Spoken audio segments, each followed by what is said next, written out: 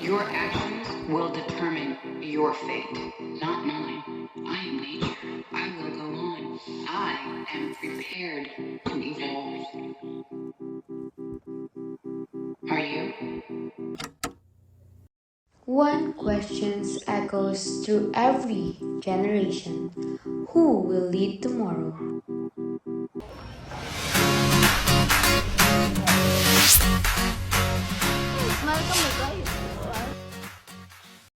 Mahalaga ang kalikasan dahil isa ito sa pinakamagagandang nilikha ng Diyos.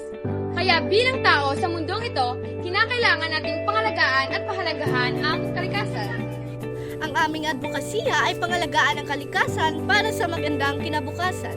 Sa kasalukuyan, nakikita nating patuloy pa rin nasisira ang ating kapaligiran dahil sa kapabayaan ng mga tao.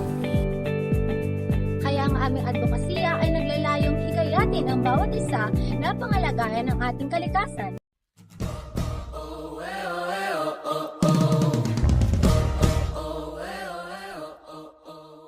Marami ang nagiging pabaya sa pagtatapon ng basura sa paligid. Ang iba naman ay ginagawang dump site ang paligid kahit may babala nang nakalagay. Ito ay nagiging sanhi na pagkasira ng ating kalikasan at ang amoy ng mga basura ay nakakadagdag din ng polusyon sa ating lipunan. Kaya nararapat lang na maging responsable tayo sa pagtatapon ng basura para mabawasan ang unti-unti na pagkasira ng kapaligiran o pagdulot ng polusyon sa lipunan. Tayo ay matutong magsagawa ng 3 R o reduce, reuse at recycle na naglalayong mabawasan ang basura sa ating lipunan. Ang suliranin ay ang pagpatuloy na pagputol ng puno na hindi pinapalitan. Dahil dito ay unting-unting nakakalbo ang ating mga kalikasan na dapat sana ay nagbibigay ng sariwang hangin at tahanan sa mga hayop. Mabuti rin magtulungan tayo sa mga gawaing nangangalaga sa ating kalikasan at nag-iingat sa ating mga kapunuan. Walang tigil din ang pagkalat ng mga basurang lumulutang at tinatapon sa tubig dagat.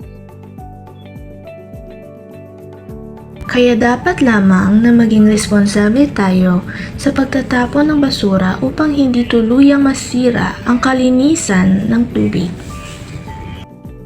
Mabuti rin magtulungan tayo sa mga programang naglalayong linisin at ingatan ng ating mga ilog at karagatan. Ang pagmamahal sa kalikasan na hindi lamang sa salita kundi sa gawa. Magtulungan tayo upang mapanatiling maganda at masagana ang ating kapaligiran. Hindi lamang para sa kasalukuyang panahon, kundi para din sa susunod na henerasyon.